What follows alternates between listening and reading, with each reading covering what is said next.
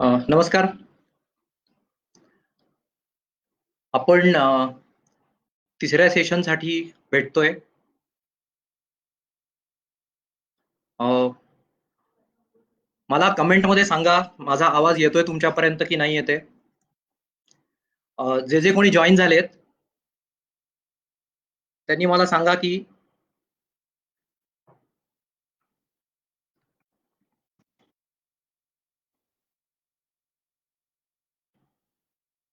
मला कमेंट्स येऊ द्यात. माझा आवाज व्यवस्थित येतोय?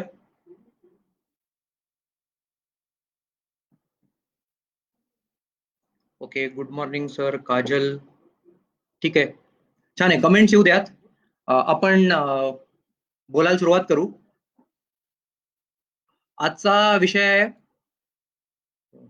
वेगवेगळे करियर ट्रॅक्स आणि वेगवेगळे career. Okay, good. I am audible. Fine. So corona चालू आहे, लॉकडाऊन चालू आहे आणि आपण मागच्या 2 सेशनमध्ये इंटरव्ह्यूला इम्प्रेस कसं करायचं याच्याविषयी बोललो. या सेशनमध्ये थोडंसं जास्त टेक्निकल बोलणार आहे आणि वेगवेगळे करियर ट्रॅक्स कुठले ते निर्माण कसे झाले. म्हणजे बऱ्याच वेळेला असं होतं की आपण आता बातम्या वाचतोय. एक चांगली बातमी सकाळची आलेली इंग्लिश पेपरमधली. एक एम-एन-सी आहे आणि त्यांनी असं म्हटलंय की आम्ही सुरू करतोय. काय सुरू करतोय? तर कॉस्ट कटिंग सुरू करतोय. हे आपल्याला माहिती आहे.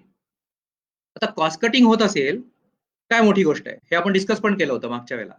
पण त्या बातमीचा अजून अर्धा भाग जो आहे, तो इंटरेस्टिंग आहे. तो असा, की ते असं म्हणतायत, की विल हायर फ्रेशर्स. त्यामुळे फ्रेशरसाठी ही चांगली न्यूज आहे. म्हणजे मी तुम्हाला मागच्या वेळेला सांगितलं होतं, की जरी कुठल्याही प्रकारचं रिसेशन असेल, स्लो डाऊन असेल, रिक्रुटमेंट कमी केल्या जातील असं होत असेल, तरी सुद्धा फ्रेशर्सना जे चांगले असतील, त्यांना नक्की नोकऱ्या मिळतात. याचं कारण 2.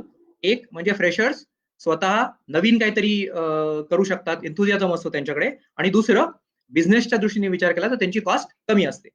पण आपण ह्या सगळ्या डिस्कशनमध्ये असा विचार करतोय, की लॉकडाऊन संपलं, रिक्रुटमेंट सुरू झाली आणि रिक्रुटमेंट सुरू झाल्या मला पटकन जॉब मिळून गेला पाहिजे. तर मी काय प्रिपरेशन करायचं? तर बऱ्याच वेळेला असं होतंय, की आता तुम्ही कुठल्या ना कुठल्या तरी ग्रॅज्युएशन पर्स्यू करताय. अ, मला जरा कमेंट्समध्ये सांगाल, की तुम्ही कुठले ग्रॅज्युएशन पर्स्यू करताय? म्हणजे मला त्याच्या दृष्टीने ते कन्सिडर करता येईल बोलताना. तर आपण काय करतो, ग्रॅज्युएशन पर्स्यू करतो, त्याच्यामध्ये आपण काहीतरी प्रोग्रामिंग मधलं शिकतो. मग आपण कुठेतरी जाऊन एक कोर्स करतो, की अरे टेस्टिंगला डिमांड आहे, मग आपण टेस्टिंगचा कोर्स करू. मग कोणीतरी आपल्याला सांगता, "हो नाही, ते क्लाउडमध्ये खूप भारी काहीतरी असतं." आणि मग आपण लिनक्सवरती काहीतरी करायला जातो. आणि मग त्याच्यात अजून एक नवीन कुठलीतरी टेक्नॉलॉजी सांगितली जाते. सो होतं असं या सगळ्या ह्याच्यामध्ये, की कन्फ्युजन वाढतं. आता या 2 गोष्टींची आपल्याला सांगड घालायची असेल, तर असं आहे, की फ्रेशर म्हणून मला तर जॉब मिळाला पाहिजे. ॲडव्हान्स टेक्नॉलॉजी मला येत असतील, तर खूप चांगलं आहे. म्हणजे ते माझ्यासाठी डिफरन्शिएटर म्हणून ॲक्ट करेल. म्हणजे मी इंटरव्ह्यूमध्ये फ्रेशर चांगला कसा, जास्तीत जास्त कसा भारी आहे, हे मला जर सांगायचं असेल, तर माझ्याकडे 2 गोष्टी पाहिजेत. एक म्हणजे मी वेगळा कसा आहे? वेगळा म्हणजे मला अजून काय येतं? मी भारी कसं काम करू शकतो? हे मला दाखवायचं आहे. आणि दुसरा भाग तो म्हणजे मला किती वेगवेगळ्या प्रकारची स्किल्स येतात. आणि ती आत्ताच्या काळात किंवा यानंतरच्या काळात सुद्धा खूप महत्त्वाची असतील. सो साधारणपणे आत्ता आपण काय करतोय, की मला कुठलं तरी एक करियर करायचंय. सो कमेंट्स येऊ द्यात. माझ्याकडे कमेंट्स बहुधा स्लो येतात थोड्या. अ, मला सांगा, की कमेंट्समध्ये की तुम्ही कुठला ट्रॅक आहे किंवा कुठलं शिक्षण घेताय तुम्ही, बी-एस-सी आहे, बी-ई आहे आणि त्याच्यानंतर तुम्ही हे पण सांगा, की तुम्हाला काय करियर करायला आवडेल? म्हणजे मला डेव्हलपर बनायचंय, मला टेस्टर बनायचंय, मला फुल स्टॅक डेव्हलपर बनायचंय. म्हणजे तुम्हाला जे आवडतं ते. आणि त्या काही कमेंट्स मी कन्सिडर करेन. आत्ता मला उत्तर देताना जर बोलताना कन्सिडर करता आलं तर. समजा तसं नाही झालं, तर मी मागच्या 2 सेशनला जसं त्याच्यानंतर उत्तरं दिली होती काही प्रश्नांना, तशी आपण उत्तरं देत राहू. सो आज मी तुम्हाला जे काही सांगणार आहे महत्त्वाचं ते म्हणजे, तुम्ही काहीतरी शिकलाय, म्हणजे मी प्रोग्रामिंग शिकलोय, म्हणजे काय जावा शिकलोय, काही लोकं म्हणलं मी पायथन शिकतोय, जे काही आहे. सो ते करतोय मी आणि त्याच्याबरोबर ॲडव्हान्स टेक्नॉलॉजी आणि या दोघांची मला सांगड कशी घालता येईल. आणि मग त्याच्यातनं वेगवेगळे IT करिअरचे ट्रॅक्स कसे निर्माण होतात. आणि एक फक्त महत्वाची गोष्ट मला तुम्हाला सगळ्यांना सांगावीशी वाटते, की तुम्ही जरी असं ठरवलं, की ओके मी डेव्हलपर आहे, मी टेस्टर आहे, मला असं काहीतरी छान करिअर करायचं आहे. ओके. किंवा इव्हन इथे बी इलेक्ट्रिकल पण आहे. कोणीतरी कमेंट केलं की मी बी इलेक्ट्रिकल आहे. ओके. त्या लोकांनी सुद्धा काय करायचं? सो तुम्ही हे समजून घ्या, की तुम्हाला IT मधलं कुठलं करिअर तुमच्यासाठी जास्त सुटेबल असेल. ते मी तुम्हाला करिअर ट्रॅक सांगणार आहे. एक. आणि दुसरं त्याच्यामधला महत्वाचा मुद्दा, की त्याच्यात तुमचं वेगळेपण उठून कसं दिसेल, हे पण आपल्याला बोलायचं आहे. सो हे जर उठून दिसलं छान, तर आपण व्यवस्थितपणे तिथे जाऊ शकतो. एक कमेंट आली आहे Rishikesh, no idea about IT field. Absolutely no problem Rishikesh. B electrical असला तरी एक खूप चांगली गोष्ट अशी आहे, की इंजिनिअरिंग मध्ये आपल्याला जे प्रॉब्लेम सॉल्व्हिंग शिकवलं जातं, IT मध्ये वेगळं काही नाहीये. अल्टिमेटली प्रॉब्लेम सॉल्व्हिंगच आहे. सो जर का मला प्रॉब्लेम सॉल्व्हिंग करता आलं आणि त्याची मी काही टूल्स शिकलो नीट, तर मला IT मध्ये खूप चांगल्या प्रकारे काम करता येतं. सो माझं असं सजेशन राहील, की तुम्ही व्यवस्थितपणे ऐकून घ्या. यातलं काही नाही कळलं तर माझ्या विषयी बरोबर तुम्ही बोलू शकता. कमेंट्समध्ये लिहू शकता. काही कळत नसेल तुम्हाला तर मी ते नंतर इलॅबोरेट करीन आणि ह्याच्या नंतरचे माझे जे सेशन्स होणार आहेत, त्याच्यात मी ह्याच्यापैकी एक एक गोष्ट घेऊन पण जास्त डिटेलमध्ये आपण त्याच्याविषयी बोलू. तर आता डिफरन्शिएशन बद्दल मला एक थोडीशी गंमत आठवते. म्हणजे 2001 आणि त्याच्या थोडंसं आधी म्हणजे जेव्हा जावा पॉप्युलर झालं खूप सारं, त्यावेळेला असं म्हणायचे, की तुम्हाला जावा मधलं काय यायला पाहिजे? मला अमेरिकेला जायचंय. तर जावामध्ये मला काय यायला पाहिजे? तर जावाचं स्पेलिंग येत असलं, तरीही तुम्हाला अमेरिकेला जाता येतं. हां, असं एक विनोदाने लोकं म्हणायचे. आणि आणि काही अंशी ते खरं पण आहे असं आपण समजून जाऊ. म्हणजे थोडक्यात थोडंफार जावा येत असलं, तरी बरेच साऱ्या लोकांना अमेरिकेला तेव्हा जायला मिळालं. त्याचं कारण काय? तर त्यावेळेला जावा येत असणारे लोकं कमी होते आणि जावाची डिमांड खूप जास्त होती. आता गंमत अशी आहे, आपण असं म्हणलं, की ठीक आहे, जावाची डिमांड तेव्हा जास्त होती. आता काय परिस्थिती आहे? आता जर का तुम्ही म्हणला, की ओके, आता अजून 2001 म्हणजे आता 20 वर्षांनी आपण बोलतोय.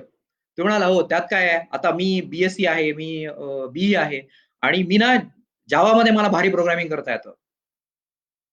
तर तुमच्याकडे बघून 8वीतला मुलगा हसेल आणि 8वीतला मुलगा तुम्हाला म्हणेल, "अरे, तुम्ही एवढं काय ग्रॅज्युएशन केलं, आता 8वीतच मी जावाचा प्रोग्राम लिहितोय." आता गंमत अशी आहे, की 8वीतला मुलगा जावाचा प्रोग्राम लिहितोय का? खरंच लिहितोय. मग तुम्ही BSc मध्ये, BE मध्ये पण प्रोग्रामिंग करताय. तर मग फरक काय आहे दोघांमध्ये? सो तुम्हाला असं काहीतरी जास्त आलं पाहिजे. ते काय आलं पाहिजे, की ज्याच्यामुळे तुम्हाला जॉब मिळणार आहे. सो त्याच्याविषयी आपण बोलणार आहोत. सो डिफरन्शिएटर म्हणजे काय? मी मल्टी स्किल. तर मल्टी स्किलमध्ये बऱ्याच वेळा गोंधळ होतो. म्हणजे लोकांना असं वाटतं, की ओके, मला प्रोग्रामिंग लँग्वेज येते ना, मग जावा येतोय मला हरकत नाही. मी C++ पण शिकून घेतो चांगलं. मग C++ आणि जावा 2 आलं, की मला जास्त जॉब मिळतील. असा साधारणपणे समज आहे. तर मल्टी स्किलिंग म्हणजे फक्त एवढंच नाही. तर तुम्हाला थोडासा होलिस्टिक विचार करता आला पाहिजे. आणि आता होलिस्टिक विचार म्हणजे काय? हे मी तुम्हाला थोडंसं समजावून सांगतो. आणि एक खूप महत्वाची गोष्ट लक्षात घ्या. आता मी काही टेक्निकल टर्मिनॉलॉजीज वापरणार आहे.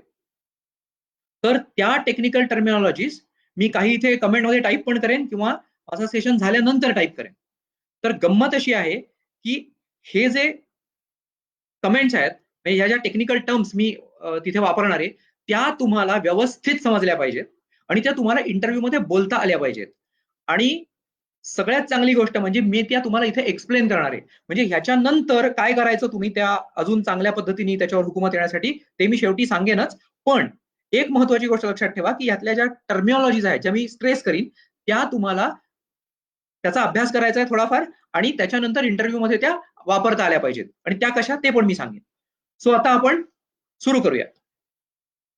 तर साधारणपणे म्हणजे आता मला इथे कमेंट्समध्ये दिसतंय तर काही लोकांना मशीन लर्निंग, आर्टिफिशियल इंटेलिजन्स लिहिलंय, IT फील्डमध्ये जायचंय असं काही म्हणतायत. काही लोकं म्हणतात की डेव्हलपर आणि प्रोजेक्ट मॅनेजरमध्ये मला इंटरेस्ट आहे. छान. सो मी ह्या सगळ्यांचं कन्सिडरेशन करणार आहे. तर फॉर एक्झाम्पल आपल्याला महत्वाची गोष्ट काय आहे, की कुठले-कुठले ट्रॅक्स असतात. म्हणजे सडनली आपण असं बघतो, की अरे अँग्युलर डेव्हलपर असं काहीतरी नवीन ऐकतो. क्लाउड डेव्हलपर असं काहीतरी ऐकतो. क्लाउड ॲडमिनिस्ट्रेटर असं काहीतरी नवीन ऐकतो. सॉफ्टवेअर आर्किटेक्ट असं पण कुठेतरी लिहिलंय. सो मुद्दा असा आहे, की हे नक्की काय आहे आणि ते रोल तयार कसे झाले हे जर मला माहिती नसेल, तर मला त्याच्याविषयी तयारी करणं अवघड जाईल आणि उत्तर देणं पण अवघड जाईल. म्हणजे जर का मला हे माहिती असेल, की हे सगळं काय आहे आणि ते कसं एकमेकात गुंफलेलं आहे. तर मला सांगताना इंटरव्ह्यू मध्ये उत्तर देताना मला हे सुद्धा कळेल की इंटरव्ह्यूवर आता काय प्रश्न विचारणार आहे आणि मी काय बोलायला पाहिजे, आणि मग मी त्याच्या पद्धतीने माझी तयारी पण करू शकेन. कसं ते सांगतो. तर ढोबळमानाने सॉफ्टवेअर डेव्हलपमेंट, आता तुमच्यापैकी बऱ्याच लोक आयटी मध्ये शिकतायत, तर सॉफ्टवेअर डेव्हलपमेंट आपण शिकतो, त्याच्यामध्ये SDLC सॉफ्टवेअर इंजिनिअरिंग. तर ह्याच्यामध्ये कुठले कुठले फेजेस येतात मला सांगा. एक एक फेजचं नाव ऍटलीस्ट टाईप केलं तरी चालेल, म्हणजे मला कळेल की तुम्हाला त्यातल्या काही गोष्टी माहिती आहेत. सॉफ्टवेअर इंजिनिअरिंग मध्ये जे आपण शिकलोय त्याच्यात कुठल्याही सॉफ्टवेअर प्रोजेक्टमध्ये कुठल्या प्रकारचं फेजेस असतात. कमेंट्स येऊ द्या, थोडंसं स्लो आहे नेट, त्यामुळे कमेंट्स मला थोड्याशा उशिरा मिळत आहेत, हरकत नाही, पण तुम्ही कमेंट्स पाठवत राहा.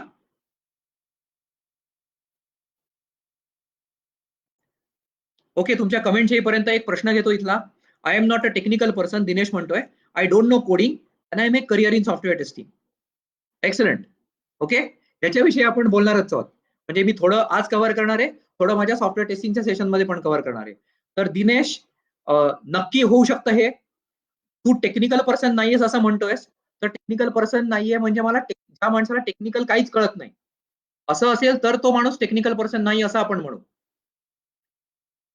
तर टेक्निकल पर्सन म्हणजे इंजिनिअरिंग आहे, त्यांनी आयटी केलंय म्हणजेच तो टेक्निकल पर्सन आहे असं नाही. इंजिनिअरिंग असेल, तुम्ही कुठला तरी प्रॉब्लेम सोडवू शकत असाल, तुमच्याकडे तो अॅक्युमन असेल, ऍप्टिट्यूड असेल प्रॉब्लेम सॉल्व्हिंगचा, तर तुम्ही कम्फर्टेबली हे करू शकता.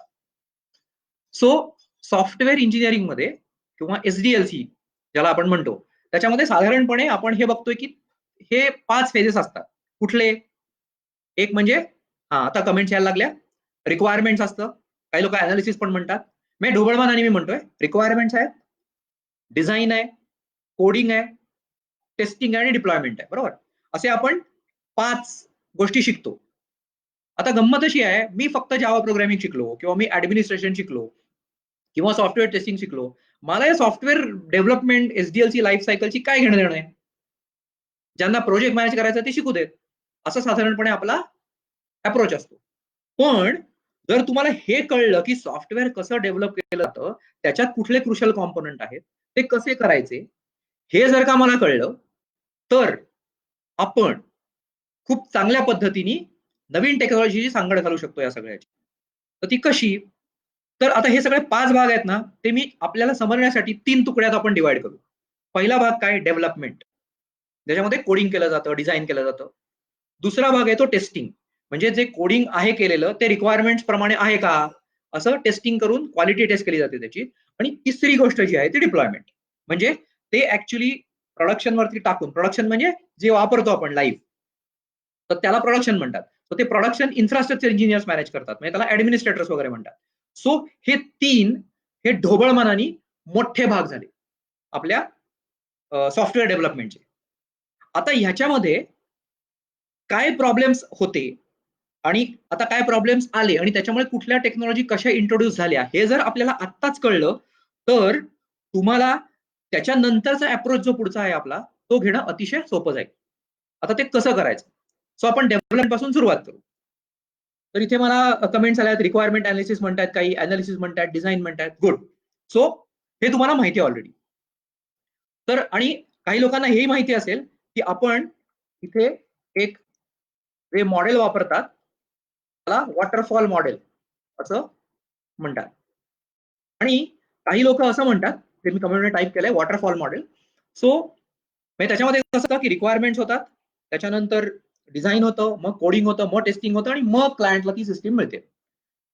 आता ह्याच्यामध्ये प्रॉब्लेम असा आहे की ते पॅरलली काम नाही होत.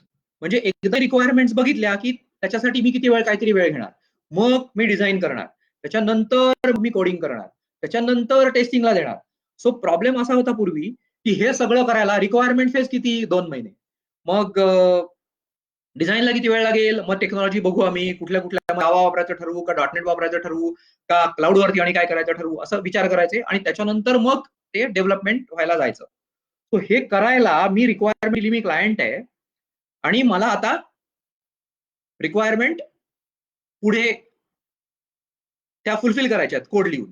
तर रिक्वायरमेंट दिल्यानंतर मी हे सांगितलं होतं आणि हे अशा प्रकारे त्या सॉफ्टवेअरमध्ये दिसेल, हे क्लायंटला कळायला 6 महिने लागायचे. आणि आता 6 महिन्यात आता गंमत अशी आहे की 6 महिन्यात टेक्नॉलॉजी पण चेंज झालेली असते बरेच सारी. सो त्याच्यामुळे आणि कॉम्पिटिशन पण बदललेली आहे. म्हणजे तुम्ही साधा विचार करा, मी एक बँक आहे आणि मी आज एक क्रेडिट कार्डची ऑफर रोल आउट केली, की बाबा तुम्ही माझ्याकडे जर क्रेडिट कार्डवरती स्वाईप केलं तर आणि कुठलं काही गोष्टी विकत घेतल्या, तर तुम्हाला साधारणपणे असा-असा डिस्काउंट मिळेल किंवा मी तुम्हाला हा रेट चार्ज करेल. आता जर का दुसरी कॉम्पिटिंग बँक असेल आणि तिला जर ऑफर रोल आउट करायची असेल, मला कस्टमर जाऊ न देण्यासाठी, तर मला ऑलमोस्ट उद्या रोल आउट करायची आहे. आता तुम्ही मला असं सांगितलं सॉफ्टवेअर डेव्हलपमेंटच्या लोकांनी, की मला हे सगळं करायला 6 महिने लागतील किंवा इव्हन तुम्ही म्हणलात 2 महिने लागतील, महिनाभर लागेल, तिथपर्यंत माझा बिझनेस जाईल ना. मी कसं करू मग? सो असं सुरुवात झाल्यानंतर मग एक टर्म अजून निर्माण झाली, त्याला म्हणतात फास्ट आयटी. मग फास्ट आयटी म्हणजे काय? पटापट रिक्वायरमेंट गोळा करायच्या, फास्ट कोडिंग करायचं आणि फास्ट डिप्लॉयमेंट करायचं. म्हणजे वेळ कमी आहे. आपल्याला चेंजेस करायचे, ते फास्ट झाले पाहिजे. मग म्हणले हे वॉटरफॉल मॉडेल आहे. हे माहिती आहे आपल्याला सगळ्यांना. हे सगळं तर करायला लागतं. मग त्याच्यावर सोल्युशन काय? मग ते म्हणले, "ओके, आपण एक काम करू. आपण नवीन काहीतरी करून बघू." म्हणून मग त्यांनी काय केलं? नवीन टेक्नॉलॉजी शोधून काढली आणि त्याला म्हणतात अजाईल. तो आपण जेव्हा अजाईल असं म्हणतो, की आपल्याला अजाईल सॉफ्टवेअर डेव्हलपमेंट कळलं पाहिजे. आणि मग अजाईल बरोबर मग अजून अजून काही-काही शब्द मी वापरतोय महत्त्वाचे शब्द. एकाला म्हणतात स्क्रम असा नावाचा एक शब्द वापरला गेला आणि मग हे शब्द तुम्ही राहाल किंवा इव्हन तुम्ही जेव्हा फ्रेशर म्हणून सुद्धा एखाद्या कंपनीला जॉइन व्हाल, तेव्हा तुम्हाला हे शब्द दिसतील, की आम्ही स्क्रम वापरतो, काही लोक म्हणतील कान्बान वापरतो, आम्ही अजाईल मेथोडॉलॉजी वापरतो. म्हणजे नक्की काय करतात? म्हणजे आपण ते वॉटरफॉल शिकलो काय? ते सगळं वाया गेलं का? असा बऱ्याच वेळेला प्रश्न पडू शकतो. म्हणून मी हे तुम्हाला एक्सप्लेन करतोय, की नक्की काय करायचंय. सो अजाईल म्हणजे काय? तर रिक्वायरमेंट्सला 2 महिने लागले. डिझाइनला 2 महिने लागले, टेस्टिंगला 2 महिने लागले. हे मी सगळं एवढं मोठं लांब करण्याऐवजी माझ्याकडे वेळ कमी आहे. मी वेळ कमी करू शकतो का? कट करू शकतो का? म्हणजे फॉर एक्झाम्पल मी असं केलं, की एका आठवड्यामध्ये मी रिक्वायरमेंट्स घेतल्या. एका आठवड्यामध्ये डिझाइन केलं. एका आठवड्यामध्ये कोडिंग केलं त्याचं काहीतरी आणि एका आठवड्यामध्ये टेस्टिंग करून एका महिन्यामध्ये मी डिलिव्हरी करू शकलो. Much better improvement. मुलांनी पहिल्यांदा असा प्रयत्न केला, की अरे आपण असं काहीतरी करू. म्हणून त्याच्यातून मग त्यांनी इटरेटिव्ह मॉडेल किंवा इन्क्रिमेंटल मॉडेल असं नावाचं एक सॉफ्टवेअर डेव्हलपमेंटचं मॉडेल अस्तित्वात आलं. पण आत्ताचा जो आयटीचा स्पीड आहे किंवा मार्केट डायनॅमिक्स आहे, जे इतकं फास्ट चेंज होतं, की तो स्पीड पण कमी पडतोय. तुम्हाला अजून फास्ट करायला पाहिजे. मग फास्ट कसं करायचं? तर एकच शब्द आहे ऑटोमेशन करायचं. मग ऑटोमेशन म्हणजे काय? बऱ्याच साऱ्या गोष्टी ऑटोमॅटिकली झाल्या पाहिजेत. मग ऑटोमेशन नावाचा अजून एक अँगल त्या या सगळ्या सॉफ्टवेअर डेव्हलपमेंटला आला. सो आता नवीन टेक्नॉलॉजीमध्ये चेंज काय झालंय? तर मी आज रिक्वायरमेंट सांगितली. समजा सोमवार आहे, तर तुम्ही मला काहीतरी दाखवू शकता का शुक्रवारपर्यंत? महिना पण नाही तुमच्याकडे. 1 आठवडा, 2 आठवडे एवढेच मी तुम्हाला देऊ शकतो. मला पटकन रोल आउट करायचंय काहीतरी. सो जर का मला एखादी गोष्ट पटकन रोल आउट करायची असेल, तर मी काय करणार आहे? माझी जी रिक्वायरमेंट आहे, ती समजणारा माणूस पाहिजे. पटकन समजणारा पाहिजे. मी खूप मोठी डॉक्युमेंटेशनची प्रोसेस करणार नाही आणि मी काय करेन, लगेच कोडिंग रिक्वायरमेंट डिझाइन करेन, लगेच कोडिंग करेन. आता डिझाइन करायचं. सो डिझाइन म्हणजे काय? डिझाइनला खूप वेळ लागू शकतो मला. सो डिझाइनमध्ये तुमच्यापैकी किती लोकांनी हे माहिती आहे तुम्हाला? ओ-ए-डी आणि यू-एम-एल? मी कमेंटमध्ये लिहिलंय मला सांगा किती जणांना माहिती आहे? Just say yes or no की ओ-ए-डी, यू-एम-एल म्हणून जे आहे, ते तुम्हाला माहिती आहे का? हे शिकलात का तुम्ही? तर हे डिझाइन आहे. तसं वेब बेस्ड डेव्हलपमेंट आपण करतो. तर ज्यावेळेला आपण वेब बेस्ड डेव्हलपमेंट करतोय, तर वेब बेस्ड डेव्हलपमेंटला बऱ्याच वेळेला हां, म्हणजे काय असतं? तर आपण जावा शिकणारा माणूस म्हणतो, की मी जावा सर्व्हलेट करतो. एस-पी .NET शिकणारा माणूस म्हणतो, मी ASP.NET करणार आहे. अ, दुसरा एखादा माणूस म्हणतो, "अरे, हे जरा फारच अवघड जातं मला. मी ना थोडंसं सोपी लँग्वेज आहे, तर मी PHP करतो." आणि म्हणून ते परत एकदा जावा सुरू करतात आणि त्याच्यानंतर पुढे जाऊन मी PHP करतो. सो PHP म्हणजे काय? परत प्रोग्रामिंग लँग्वेजच. आणि हे सगळं बघताना ओके, काही जणांना माहिती आहे, काही जणांना नाही माहिती, हरकत नाही. सो ओ-डी यू-एम-एल आपण डेव्हलपमेंटच्या जेव्हा ट्रॅकबद्दल बोलू, तेव्हा आपण डिटेलमध्ये बोलू त्याच्याविषयी. सो म्हणजे थोडक्यात असं आहे, की मी डिझाइन कसं करणार आणि मी ते पटापट कसं करणार. सो माझ्याकडे खूप वेळ नाहीये. तर म्हणून मग खूप आर्किटेक्चर करायला वेळ आहे का? नाही. पण आपण हे बघितलंय की सगळ्या कंपन्यांना वेब बेस्ड डेव्हलपमेंट पाहिजे. मग आता तुम्हाला वेब बेस्ड डेव्हलपमेंट का पाहिजे हो? तुम्ही सांगा मला, सगळ्या कंपन्या ज्या आहेत त्या वेब बेस्ड डेव्हलपमेंटला का जात आहेत? म्हणजे काय अशी गोष्ट आहे की ज्याच्यामुळे त्यांना वेब बेस्ड डेव्हलपमेंटलाच जायला लागतंय? पूर्वी आपल्याकडे मेनफ्रेम होते, आधी क्लायंट सर्व्हर होतं. तर त्याच्याऐवजी आता सगळे जे कोणी जातात ते वेब बेस्ड डेव्हलपमेंटला जात आहेत. It has become D facto standard.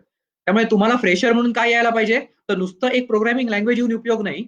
मला ऍप्लिकेशन डेव्हलपमेंट कळलं पाहिजे, अजाईल, की कसं पटापट करायचं. पण त्याच्याबरोबर मला हे कळलं पाहिजे की करायचं काय आहे, त्याची टेक्नॉलॉजी कुठली, हे मला कळायला पाहिजे. सो जर का मला वेब डेव्हलपमेंट का करायचं हे माहिती नाहीये, ओके, कोणीतरी नो लिहिलंय, वैभव पाटील, हरकत नाही, सांगतो. एकतर बिझनेस कुठलाही असतो, त्या बिझनेसचे दोनच मोटिव्ह असतात, रादर एकच असतो. बिझनेसचा मोटिव्ह काय असतो? की मला प्रॉफिट झाला पाहिजे. आणि प्रॉफिट दोन प्रकारे होतो. एक, रेव्हेन्यू वाढला की प्रॉफिट होतो, किंवा कॉस्ट कमी केली की प्रॉफिट होतो. तर रेव्हेन्यू वाढवण्यासाठी मला काय करायची गरज आहे? मला जास्तीत जास्त लोकांपर्यंत पोहोचायची गरज आहे.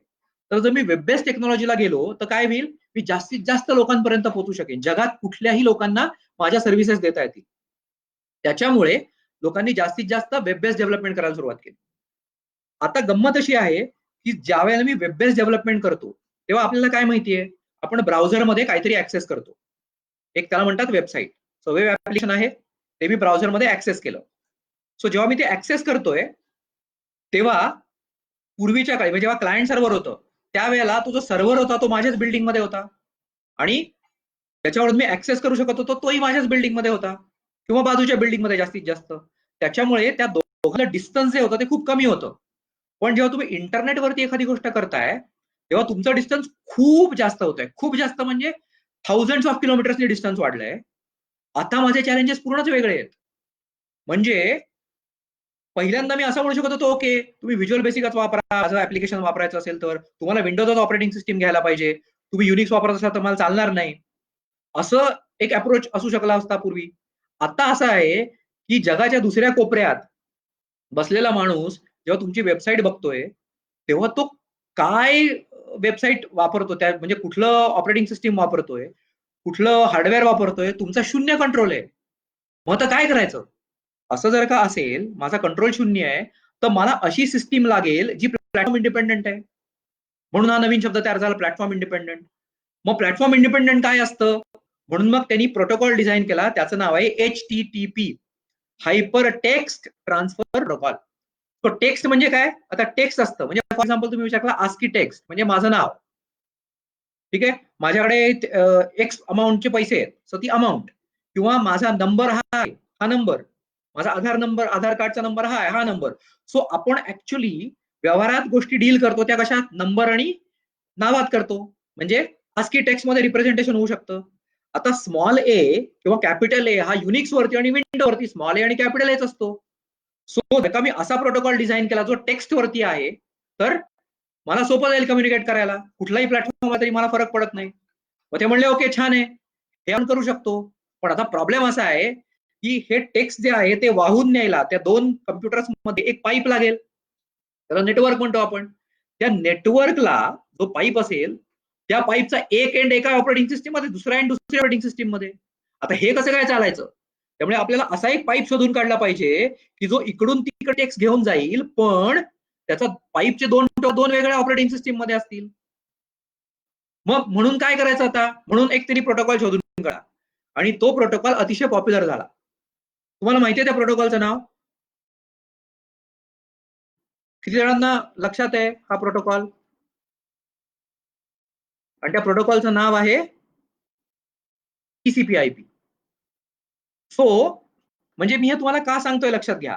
ज्यावेळेला वेब बेस्ड डेव्हलपमेंट करतोय त्यावेळेला आता मला डेव्हलप करायचं आहे, म्हणजे मला क्लायंट साईड माहिती पाहिजे, म्हणजे ब्राउझर मधनं मी जे ऍक्सेस करणार आहे त्याच्या टेक्नॉलॉजीज माहिती पाहिजेत. मी सर्व्हरच्या साईडनी लिहिणारे कोड, त्यामुळे मला या दोन टेक्नॉलॉजीज माहिती पाहिजेत. आणि त्याच्यानंतर आता मी टेस्टिंग करणार आहे समजा, तर या दोघांचं टेस्टिंग कसं करायचं मला माहिती पाहिजे. लक्षात येत आहे? आता आपण काय करतो, मी टेस्टिंगचं काहीतरी प्रोसेस शिकलो की टेस्टिंग असं करतात, तिथे थांबतो. आपल्याला ऍक्च्युली काय करायचं? वेब बेस्ड टेस्टिंग करायचंय. मग ओके, मग वेब बेस्ड ऍप्लिकेशन डेव्हलपमेंट होते कशी? त्याच्यात कुठले कुठले पार्ट्स असतात? की बाबा ब्राउझर असतो, मग त्याच्यामध्ये वेब सर्व्हर असतो, मग त्याच्यामागे डेटाबेस सर्व्हर असतो. असं हे जर मला कळलं तर माझ्याकडे 3 करिअर ट्रॅक लगेच ओपन झाले. कसे? मी सॉफ्टवेअर टेस्टिंग केलं, छान, ओके. ह्याच्यानंतर आता मला काय करायचं आहे? सॉफ्टवेअर टेस्टिंग करायचंय मला, ओके. सो सॉफ्टवेअर टेस्टिंग करताना मी टेक्निक शिकलो, की टेस्टिंग कसं करायचं, क्वालिटी कशी करायची, टेस्ट केसेस कशा करायच्या, ओके. पण मला वेब बेस्ड टेस्टिंग करायचं आहे. मग मला काय कळलं पाहिजे, की ब्राउझर बेस्ड टेस्टिंग कसं करायचं? मग ब्राउझरमध्ये काय चेंजेस होऊ शकतात? वेब सर्व्हरला टेस्टिंग कसं करायचं? किंवा त्याच्यानंतर पुढे जाऊन डेटाबेसला मला टेस्टिंग कसं करायचं? सो ज्यावेळेला तुम्हाला असं मी म्हणतोय, की तुम्ही डिफरन्शिएट करणार आहे, तर डिफरन्शिएट करायचं म्हणजे काय करायचं? तर एक डेव्हलपर आहे, मला जावा प्रोग्रामिंग येतं, ओके, छान आहे. जावा प्रोग्रामिंग येतं, सुंदर. मी प्रश्नांची उत्तर दिली. पण अजून काय येतं तुम्हाला? कारण आमच्या कंपनीत वेब बेस्ड डेव्हलपमेंट चालते. तुम्हाला त्याच्यातलं काही येतं का? मग स्प्रिंग, नवीन काहीतरी एक शब्द. स्प्रिंग, हायबरनेट, ते नवीन शब्द आहेत. मग त्यातलं आम्ही त्याची फ्रेमवर्क वापरतो. मग बरं तुम्हाला हे फ्रेमवर्क येतं का? जर का तुम्हाला ते थोडं जरी येत असेल, तरीही तुम्ही बाकी सगळ्यांच्या मध्ये उठून दिसता. ज्यावेळेला मी म्हटलं, की इंटरव्ह्यूअरला मला इम्प्रेस करायचंय, तर जर का माझा जावा चांगला आहे, म्हणजे मला पहिली स्टेप क्लिअर केली मी. प्रोग्रामिंग चांगलं आहे माझं. आता त्याच्या पुढची स्टेप जी आहे, ती अशी आहे, की मला प्रोग्रामिंग मधलं काय-काय येतं? तर मला वेब बेस्ड माहिती आहे, की वेब बेस्डला काय प्रॉब्लेम असतो? म्हणजे फॉर एक्झाम्पल मी असा प्रश्न विचारला, की मी टेस्टिंग करतोय. ओके, मी आता काय शिकू? तर बाबा वेब बेस्ड मध्ये काय प्रॉब्लेम येऊ शकतात सांग? एक प्रॉब्लेम म्हणजे काय? फंक्शनॅलिटीज चालत नाहीये. म्हणजे बँकेमध्ये मी गेलो आणि मी एन्क्वायरी टाकली, अकाउंट नंबर टाकला, मला बॅलन्स बघायचा आहे. बॅलन्सच येत नाहीये. ठीक आहे. असू शकतं एक वेळेला. हे झालं. पण अजून पण काहीतरी त्याच्यात असू शकतं. ते असं, की एका वेळेला जर का 1,00,000 लोकांनी त्या वेबसाईटवरती लॉगिन पेजला लॉगिन केलं किंवा एखाद्या बॅलन्स एन्क्वायरीच्या पेजवरती गेले. आता अचानक 1,00,000 लोक जर तिथे आले, तर तुमचं ऍप्लिकेशन जे आहे, ते एवढा लोड सस्टेन करू शकेल का? हे कुणीतरी टेस्ट करायची गरज आहे. आता म्हणजे तुम्हाला ह्याला लोड टेस्टिंग म्हणतात. ह्याला लोड टेस्टिंग असं म्हणतात. सो आता तुम्ही जेव्हा लोड टेस्टिंग करायला जाता, म्हणजे तुम्ही एक्सपर्ट असणार आहे का लोड टेस्टिंगमध्ये? फ्रेशर आहात. असायची गरज नाही. पण तुम्ही अरे लोड टेस्टिंग म्हणजे असं काहीतरी असतं, ते मला माहिती आहे. हे जर का तुम्ही इंटरव्ह्यूअरला दाखवू शकलात 2 प्रकारे, एक तर तुमच्या उत्तरातून किंवा तुम्ही जे काही शिकलात त्याच्यामधून, तर असं होईल, की तुमच्यासाठी वेगवेगळे करियर ट्रॅक ओपन होतील. म्हणजे मी फक्त सॉफ्टवेअर टेस्टर म्हणून सुरू करतो, ही एक गोष्ट झाली. पण त्याच्यात सुद्धा 10 स्पेशलायझेशन्स आहेत नंतर. आता ती कशी? ते आपण नंतर डिटेलमध्ये बोलू. मी आता थोडक्यात तुम्हाला सांगतोय असं, की मी जेव्हा डेव्हलपर व्हायचा प्रयत्न करतोय किंवा टेस्टर व्हायचा प्रयत्न करतोय, तर मला अख्ख्या सॉफ्टवेअर डेव्हलपमेंट लाईफ सायकल बद्दल माहिती पाहिजे आणि त्या आत्ता एक्झिक्यूट करण्यासाठी आत्ता कंपन्या काय वापरतायत ते मला माहिती पाहिजे. सो मी परत समरी देतो. आपण काय-काय आत्तापर्यंत बघितलं, तर अजाईल नावाची एक मेथोडॉलॉजी आहे. ती आपल्याला शिकायला पाहिजे. स्क्रम नावाचं एक व्हेरिएशन आहे. म्हणजे अजाईल मेथोडॉलॉजीचाच प्रकार आहे स्क्रम म्हणून किंवा कानबान. तर जास्त स्क्रम वापरलं जातं सॉफ्टवेअर डेव्हलपमेंटमध्ये. बऱ्याच साऱ्या कंपनीज वापरतात. तर स्क्रम काय आहे हे मला माहिती पाहिजे. तर म्हणजे तुम्ही करायचं काय? आता लॉकडाऊनमध्ये मी घरी बसलोय. तर मी करू काय? म्हणजे तुम्हाला आयटी येत असो किंवा नसो, दोन्हीसाठी सुद्धा. तर मी काय करायचं तुम्हाला सोप्पं टेक्निक सांगतो. मी जे शब्द तुम्हाला हायलाइट करून सांगतोय, की स्क्रम आहे फॉर एक्झाम्पल. तर Googleवरती जायचं आणि स्क्रम असा शब्द टाइप करायचा आणि त्याच्या पुढे scrum tutorial, scrum introduction, scrum how it works अशा टाइपचे शब्द टाकायचे तिकडे. किंवा सॅम्पल प्रोग्राम, सॅम्पल एक्झाम्पल. त्याच्याने काय होईल? काही लिंक्स येतील. एक 5-10. तर तुम्ही काय करा, त्या सगळ्या लिंक्स ओपन करा पहिल्या 10 पहिल्या पेजवरच्या फक्त आणि त्या वाचा. त्याच्याने काय होईल? तुम्ही फक्त आता जावा शिकलाय, तुम्ही काहीतरी सॉफ्टवेअर टेस्टिंग शिकलाय, इलेक्ट्रिकल शिकलाय, जे काही शिकलाय ते. आयटी मधलं थोडंसं तुम्हाला माहिती आहे.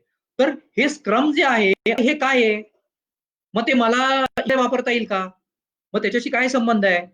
तर हे जर मला लक्षात आलं, की माझ्या डेव्हलपमेंटशी त्या स्क्रमचा संबंध आहे, अजाईलचा संबंध आहे, तर मी जेव्हा इंटरव्ह्यूमध्ये बोलेन किंवा इंटरव्ह्यूअर जेव्हा बोलेल माझ्याशी, त्यावेळेला मी खूप जास्त कॉन्फिडंट असेन उत्तर द्यायला. एक. दुसरं, मी बोलतानाच असं बोलेन किंवा आता मी समजा लास्ट इयरमध्ये आहे किंवा मी कुठलातरी ट्रेनिंग कोर्स करतोय किंवा इव्हन तुम्ही कुठला ट्रेनिंग कोर्स चूज करायचा हे सुद्धा ठरवू शकता, की अरे हा ट्रेनिंग कोर्स मला चूज करायला पाहिजे. म्हणजे मला सॉफ्टवेअर टेस्टर व्हायचं आहे ना, ठीक आहे. मला टीसीपी/आयपी थोडंसं माहिती पाहिजे. म्हणजे असं नाहीये, की ऍडमिनिस्ट्रेटरलाच टीसीपी/आयपी कळलं पाहिजे. डेव्हलपरला सुद्धा डेव्हलपरला सुद्धा टीसीपी/आयपी कळलं पाहिजे. ॲट बेसिक लेव्हलला. सो जर का तुम्ही हे मी जे शब्द सांगतोय ते वाचले, तर त्याच्यानी तुम्हाला खूप मदत होईल 2 प्रकारे. एक म्हणजे तुमची तयारी होईल जॉबमध्ये कुठलंही चॅलेंज फेस करण्याची, कारण तुम्ही हळूहळू हे नॉलेज गेन करताय. आणि दुसरी गोष्ट, ते नॉलेज आयसोलेटेड गेन नाही करता, तुम्ही जे करताय त्याच्याशी रिलेटेडच आहे, त्यामुळे ते लक्षात चांगलं राहतं आणि विसरायचे चान्सेस कमी आहेत. हे लक्षात येतंय तुमच्या? आता मी सांगितलं, मी 1-2 मिनिटं थांबतो. तुम्हाला ह्याच्यामधलं काही कळलं नसेल तर मला एक कमेंटमध्ये सांगा, जे तुम्हाला मी रिपीट करायला हवंय.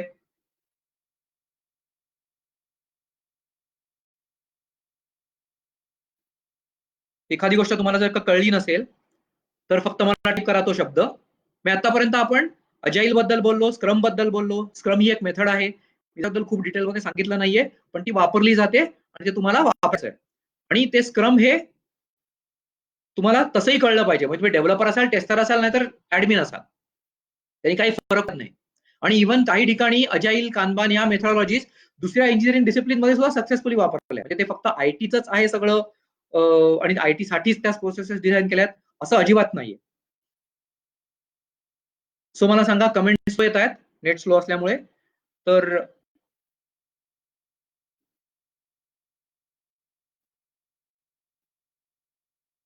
ओके, टीसीपी आयपी एक कमेंट आली आहे.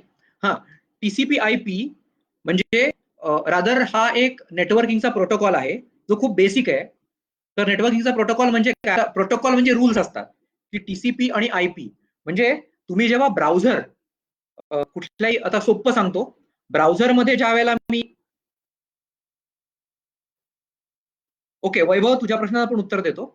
येणारच आहे मी त्याच्या पुढच्या भागात, आता माझ्या सेशनच्या. ऋषिकेशचा तुझा प्रश्न टीसीपी आयपी. तर टीसीपी आयपी म्हणजे काय?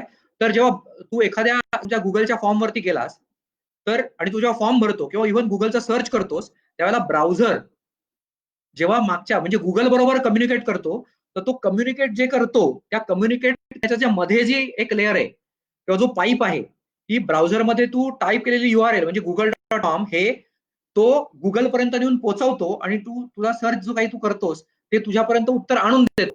हे जे काही करण्याचा मधला जो पाईप आहे त्याला टीसीपी आयपी म्हणतात. आणि तो टीसीपी आयपी वापरतात कोण? प्रोग्रॅमर्स वापरतात. टेस्टर त्याच्यावरती टेस्टिंग करतात. आणि टीसीपी आयपी सगळ्यात डेप्थ मध्ये कोणाला कळलं पाहिजे? तर सिस्टीम ऍडमिनिस्ट्रेशन. म्हणजे आता वैभवचा प्रश्न आहे, sir what about people who have complete courses on MCSA, CCNA and even Linux. त्याच्याबद्दल सांगतो. ठीक आहे. सो महत्वाचा मुद्दा आपण एक कव्हर केला, तो म्हणजे डेव्हलपर कव्हर केला. पुढचा पॉईंट असा आहे टेस्टिंग. आता टेस्टिंग मध्ये काय आहे? पूर्वी फक्त मॅन्युअल टेस्टिंग करायचे. आता झालंय की मी ऑटोमेशन टेस्टिंग करणार. ऑटोमेशन टेस्टिंग म्हणजे काय? तर मला टेस्टिंगसाठी सारखं सारखं टेस्टिंग करायला लागतं. मग माझी मॅनपॉवर जास्त लावायला लागते. मला बोर होतं खूप सारं, चुका होतात. मग असं असेल तर मी टेस्टिंग मध्ये काय करायला पाहिजे? मला नुसतं सॉफ्टवेअर टेस्टिंग मी शिकलो थिअरी, की बाबा टेस्ट केस कशी लिहायची आणि मग टेस्टिंग कसं करायचं मॅन्युअली, ते मला यायलाच पाहिजे. कुठे गेलं नाही, मॅन्युअल टेस्टिंग मारणार नाही, कारण दॅट्स अ स्टार्टिंग पॉईंट.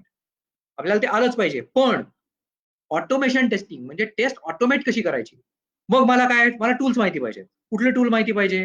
तर म्हणजे आता करिअर ट्रॅक कसे होतात बघा. मी मॅन्युअल टेस्टर इथून सुरू केलं, मग त्याच्या पुढे गेलो मी, मग अशी तुम्हाला म्हटलं मी लोड टेस्टिंग. तर एखादा मुलगा लोड टेस्टिंग मध्ये स्पेशलायझेशन करू शकतो नंतर. आता मी म्हटलं ऑटोमेशन टेस्टिंग मला यायलाच पाहिजे. सो ऑटोमेशन टेस्टिंगची बरीच सारी टूल्स आहेत. म्हणजे एक ओपन सोर्स टूल आहे, त्याला म्हणतात सेलेनियम. सो ते बऱ्यापैकी पॉप्युलर आहे. आणि समजा तुम्हाला कंपनी कुठलं तरी एखादा स्पेसिफिक टूल वापरत असेल, जे महाग असतं, ते त्यांना माहिती नाहीये, हरकत नाही. सेलेनियम तुम्हाला येत असेल तर तुम्ही असं सांगू शकता की ओके, ऑटोमेशन मध्ये मी सॉफ्टवेअर टेस्टिंग शिकलोय, मी सेलेनियम शिकलोय, म्हणजे मला ऑटोमेशन करता येतं, मला माहितीये कसं ऑटोमेशन करतात. आणि मग ऑटोमेशन मला जर माहितीये कसं करतात, तर मी दुसरे कुठलेही टूल मला शिकता येईल आरामात, कारण टूल साधारणपणे सारख्याच पद्धतीने बिहेव करणार. त्या टूलचे न्युअन्सेस असतील, बारकावे असतील, ते मी नंतर शिकीन. आणि हे तुम्ही कुठल्याही इंटरव्ह्यूला कम्फर्टेबली सांगू शकता. सो त्याच्यामुळे जर का तुम्हाला आता, म्हणजे मी जेव्हा टेस्टर होतो तेव्हा नवीन टेक्नॉलॉजी माझ्यासाठी कुठली आली? ऑटोमेशन टेस्टिंग आलं, सेलियम आलं त्याच्यामध्ये, किंवा मला लोड टेस्टिंग करायचंय, ते मला ऑटोमेटेड करता आलं पाहिजे. आणि मग ज्यावेळेला अजाईल टेस्टिंग झालं, सो आता मी तुम्हाला काय सांगतोय, पहिल्यापासून आपल्याला वेळ कमी आहे, अजाईल टेस्टिंग करायचंय, पटापट करायचंय. सो पूर्वी कसं व्हायचं की मी डेव्हलपमेंट करून झाली आणि आता त्याच्यानंतर मी टेस्टरला ते देईन. तर आता असं होत नाही.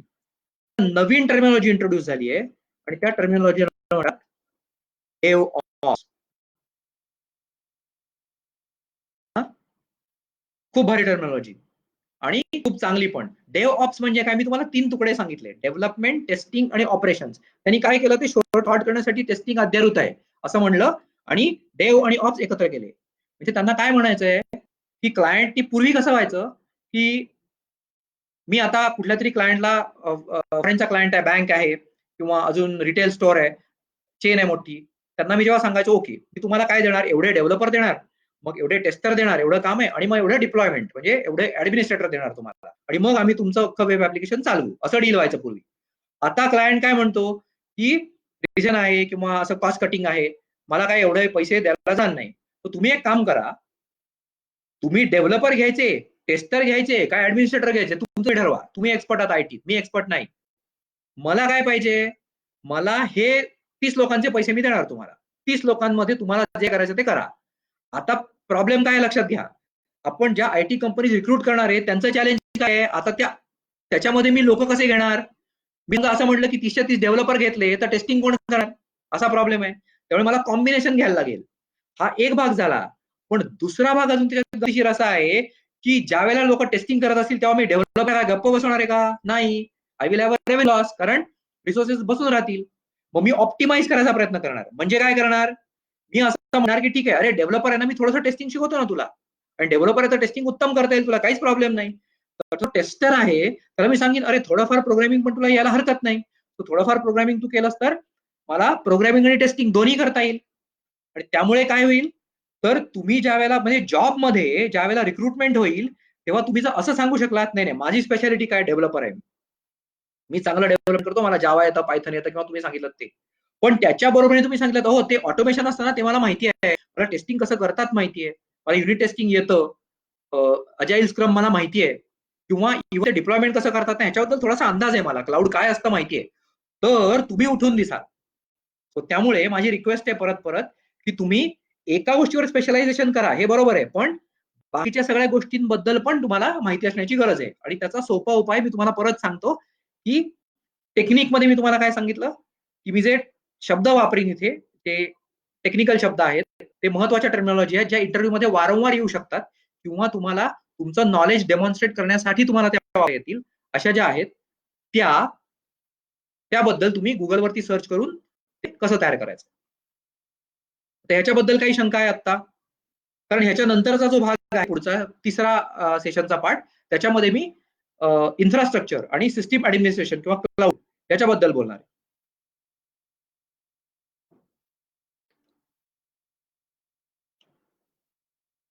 सो तेव्हा आपण वैभवचा प्रश्न अजून डिटेलमध्ये बोलू. सो हे तुम्हाला समजतंय सगळ्यांना, सांगा मला कमेंटमध्ये, कारण नेट थोडंसं स्लो असल्यामुळे मला कमेंट्स येत नाहीयेत फास्ट, हळूहळू कमेंट्स येत आहेत.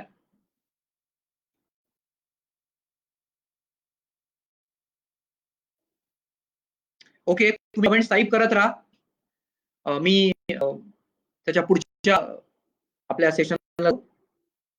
ओके, बलराम म्हणतोय नाही. ओके गुड, म्हणजे मी आतापर्यंत सांगितलं तुम्हाला कळलंय, छान आहे.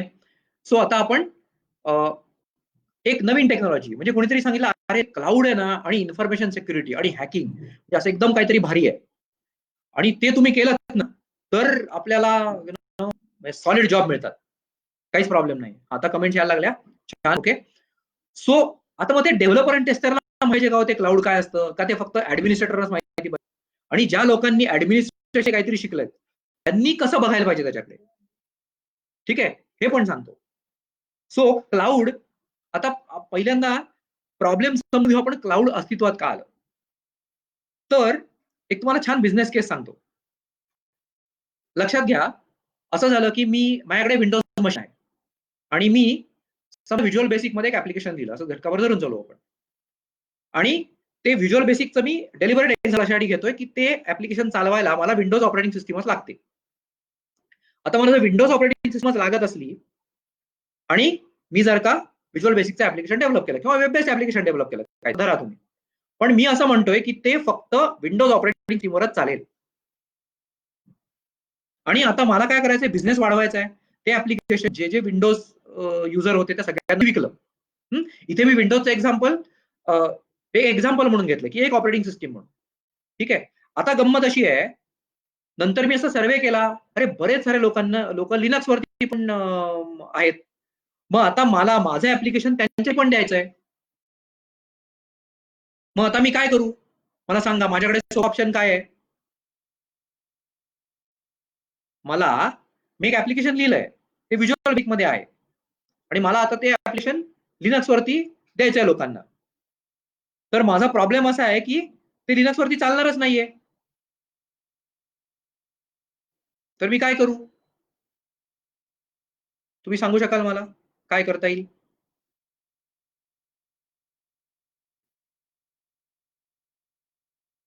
तर मला ते करायचं असेल तर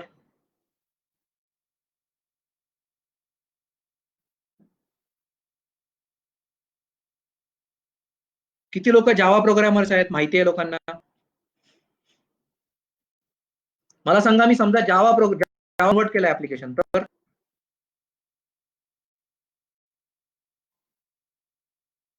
जर का मी ऍप्लिकेशन जावा मध्ये कन्वर्ट केलं तर काय होऊ शकतं, चालू शकेल, दोन्हीकडे चालेल तुम्ही म्हणाल.